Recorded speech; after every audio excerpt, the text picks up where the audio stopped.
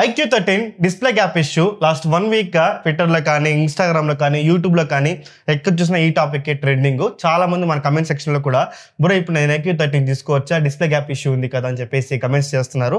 And ఇన్స్టాగ్రామ్లో డైరెక్ట్గా message చేసి మరి బ్రో ఇప్పుడు నేను IQ13 తీసుకోవచ్చా అని చెప్పేసి అడుగుతున్నారు అనమాట. సో ఇప్పుడు ఈ యొక్క టాపిక్ పైన నేను సొల్యూషన్ ఇవ్వబోయేది లేదు అని ఒక కన్క్లూజన్ నేను చెప్పను అనమాట. ఈ టాపిక్ పైన నా అభిప్రాయం ఏంటి, నా ఎక్స్పీరియన్స్ బేస్ చేసుకుని కొన్ని విషయాలు మీకు చెప్తాను ఇక్కడ నేను. అండ్ నేను కొన్ని తీసుకున్న రెఫరెన్సెస్, కొన్ని తమిళ ఛానల్స్ కానీ కొన్ని ఛానల్స్, కొన్ని ఆర్టికల్స్ చదివి నేను తీసుకున్న కొన్ని రెఫరెన్స్ పాయింట్స్ అయితే మీ ముందు పెడతాను. దాన్ని బట్టి మీరు ఫైనల్ ఒక డెసిషన్ అయితే తీసుకోవచ్చు అనమాట. ఫస్ట్ ఈ ఇష్యూ IQ13తో మొదలైందనమాట. డిస్ప్లే గ్యాప్ అనమాట. డిస్ప్లేలో గ్యాప్ ఉంటే మనకి తిన్గా పేపర్స్ కానీ కరెన్సీ నోట్స్ కానీ ఇలా సైట్స్లో పైన కింద పెట్టి ట్విట్టర్లో పోస్ట్ చేస్తూ ఉన్నారు సమ్ పర్సన్స్. సో ఇక్కడ ఎక్కడ ప్రాబ్లం రేజ్ అయింది తెలిసిన, అన్ని వాళ్ళు ఏం చెప్తున్నారంటే, ముఖ్యంగా ఇంకోటి ఒక కస్టమర్ వెళ్ళి IQ13 ఇలాగ నాకు డిస్ప్లేలో గ్యాప్ ఉంది ఏదైనా చేయండి దీని వాళ్ళు కస్టమర్ దగ్గరికి వెళ్తే, కస్టమర్ సర్వీస్ సెంటర్కి వెళ్తే మాత్రము వాళ్ళు ఏం చెప్తున్నారంటే ఇది ఒక డిజైన్లో భాగమే బ్రో, ఇదేం కాదు తీసుకెళ్ళని చెప్పి చెప్తున్నారు అనమాట. ఇక్కడ ఏం జరుగుతుందంటే నేను చెప్తాను చూడండి. డిజైన్లో భాగంగా ఉంటే ఇన్ కేసు ఈ ఒక్క ఫోన్కే రావాలి కదా, లేదు ఇంకో ఫోన్ తీసుకొని వస్తే, ఫర్ ఎగ్జాంపుల్ నేను సర్వీస్ సెంటర్కి వెళ్తాను అనుకోండి, IQ13 నేను కొన్న 50,000 పెట్టి నేను సర్వీస్ సెంటర్కి వెళ్తే మాత్రము నేనేమడతా, సరే ఇంకో IQ13 తెప్పించు, దాంతోనే నేను ఎక్కడైతే కరెన్సీ నోట్ పెట్టానో అక్కడ నువ్వు పెట్టు, అక్కడ గ్యాప్ ఉంది, నేను ఎక్కడెక్కడైతే గ్యాప్ చూపిస్తానో అన్ని గ్యాప్స్ ఆ ఫోన్లో ఉంది అంటే అప్పుడు నేను గమ్మున వెళ్ళిపోతాను, లేకపోతే నా ఫోన్ రీప్లేస్ చేసేయండి లేకపోతే నాకు అమౌంట్ రీఫండ్ చేయండి అని చెప్పేసి అడతాం కదా. ఇక్కడే మెయిన్ ప్రాబ్లం స్టార్ట్ అవుతుంది అనమాట. IQ13 నాట్ ఓన్లీ ఒక యూనిట్ కాదు, వాళ్ళు చెప్పిన మ్యానుఫ్యాక్చరింగ్ డిఫెక్ట్ అంటే మ్యానుఫ్యాక్చరింగ్ ఒక భాగమే ఇది, ఈ డిజైన్లో భాగమే ఇది అని చెప్తే మాత్రము అన్ని ఫోన్లకు ఉండాలి కదా.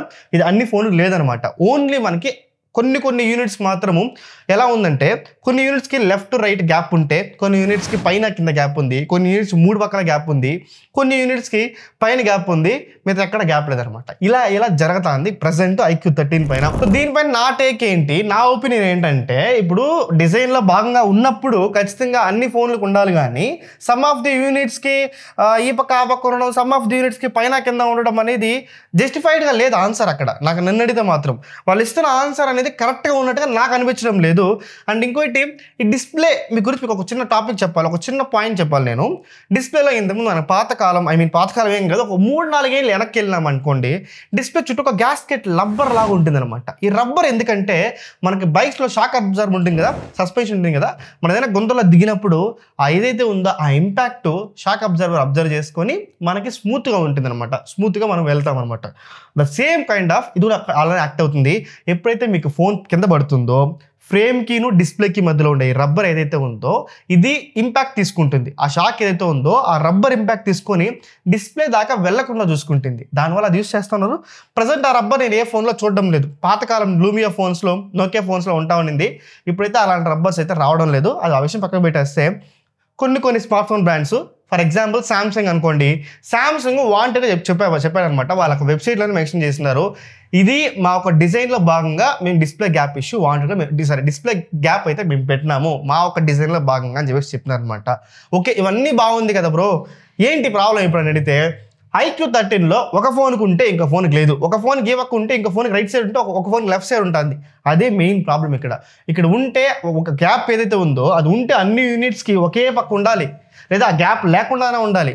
కానీ ఇక్కడ డిఫరెంట్ సైడ్స్లో ఒక్కొక్క ఫోన్ ఒకలా వస్తుంది. దానివల్ల ఇది మెయిన్ కన్సర్న్గా రైజ్ అయిపోయింది జనాల మధ్యలో. ఓకేనా. అండ్ మీకు నేను చెప్పేది ఏంటంటే కొన్ని పాయింట్స్ చెప్తాను చూడండి.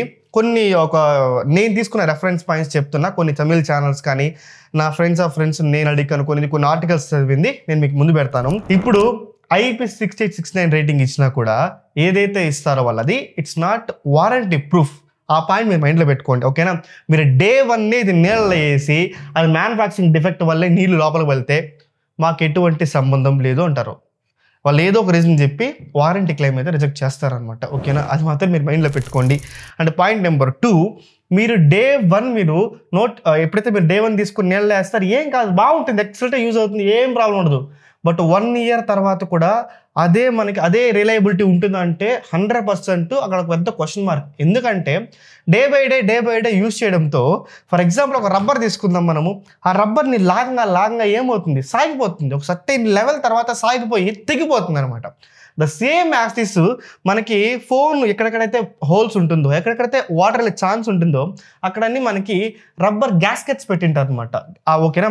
సో అదేమవుతుందంటే డే బై డే నువ్వు వానలో ఎండలో కూల్ అవుతా హీట్ అవుతా ఉంటే ఫోను ఆ రబ్బర్ అనే ఒక స్ట్రెంత్ కోల్పోతుంది. దానివల్ల ఏదో ఒక సర్టైన్ టైంలో ఏదో ఒక హోల్లో వాటర్ లోపలికి వెళ్ళడానికి ఛాన్సెస్ ఉంటుంది అనమాట. అది 1 ఇయర్ తర్వాత జరగచ్చు, 2 ఇయర్స్ తర్వాత జరగచ్చు. అది డిపెండ్స్ ఆన్ ఒక యూజర్. ఫోన్ ఎవరైతే యూజ్ చేస్తున్నారో ఆ ఒక పర్సన్ పైన డిపెండ్ అయి ఉంటుంది. బెటర్ ఈ పాయింట్ మాత్రం మీ మైండ్లో పెట్టుకోండి. ఇలాగా మ్యానుఫ్యాక్చరింగ్ డిఫెక్ట్ అని మనం అప్పుడు చెప్పలేము అనమాట. ఓకేనా? సో ఇలా చాలా ఫ్యాక్టర్స్ డిపెండ్ అయి ఉంటుంది. ఇది ఒక పాయింట్ కూడా మీరు మైండ్లో పెట్టుకొని ఫ్యూచర్లో నీళ్ళలో ఇట్లాంటి వాటిలో వేసేటప్పుడు జాగ్రత్తగా ఉంటే బాగుంటుందనే ఒక పాయింట్ మీ ముందు పెడుతున్నా. ఆ పైన మీ ఇష్టం. సో ఒక ఫైనల్ కంక్లూజన్ IQ 13 పైన ఇప్పుడు నేనేం చెప్తానంటే మాత్రం ఫైనల్గా ఇది అన్ని యూనిట్స్కి డిస్ప్లే గ్యాప్ ఇష్యూ లేదు. కొన్ని యూనిట్స్కి ఏ పక్క ఉంటే కొన్ని యూనిట్స్కి ఏ పక్క ఉంది, కొన్ని యూనిట్స్ పైన ఉంటే కొన్ని యూనిట్స్ కింద ఉంది. కాబట్టి ఇప్పుడు మాత్రం నేను IQ 13 కొనొద్దని చెప్తా, హోల్డ్ చేయమని చెప్తా. IQ వాళ్ళు ముందుకొచ్చి వాలంటీర్గా ముందుకొచ్చి మాది మ్యానుఫ్యాక్చరింగ్లో అది డిజైన్లో భాగమే, ఇది కొన్ని డిస్ప్లేస్ ఏ పక్క ఉండొచ్చు, కొన్ని డిస్ప్లేస్ ఆ పక్క ఉండొచ్చు అని వాళ్ళు చెప్పితే దెన్ మనం ప్రొసీడ్ అవుదాం. కానీ ఇది వాళ్ళు ఎటువంటి ప్రెస్ రిలీజ్ కానీ, ఏదైనా నోటీస్ కానీ, ట్విట్టర్లో ఏదైనా ఆర్టికల్ కానీ ఏదైనా రిలీజ్ చేసి వాళ్ళు దీని ఒక ప్రాబ్లంకి సొల్యూషన్ ఏంటి, దీనిపైన వాళ్ళు ఎలా రియాక్ట్ అవుతున్నారు అంటే కొన్ని డివైస్ లెఫ్ట్ అండ్ కొన్ని డివైస్ లెఫ్ట్ ఉంటే కొన్ని డివైస్ రైట్ ఉంది కదా. సో దానిపైన వాళ్ళు ఎలా రియాక్ట్ అవుతారు, దాన్ని ఎలా జస్టిఫికేషన్ చేసుకుంటారు. ఎందుకంటే ఇన్డెప్త్గా వాళ్ళు మ్యానుఫ్యాక్చరింగ్ చేస్తున్నారు కాబట్టి వాళ్ళకే తెలుస్తుంది ఎక్కడ ప్రాబ్లం ఉంది అని చెప్పేసి. సో వాళ్ళే చెప్పాలి అది. సో నేను చెప్తానంటే మాత్రం దయచేసి ప్రజెంట్ IQ 13 కొనే వాళ్ళు ఎవరైనా ఉంటే మాత్రం వెయిట్ చేయండి, కొన్ని రోజులు చూద్దాము. చూసిన తర్వాత వాళ్ళు ఏదైనా ఆన్సర్ ఇస్తే మాత్రం దెన్ మనం ప్రొసీడ్ అవ్వచ్చు. కానీ ఇప్పుడు రిస్క్ తీసుకొని కొనొద్దని చెప్తా. ఎందుకంటే అదేం ప్రాబ్లం లేకుండా ఉండొచ్చు.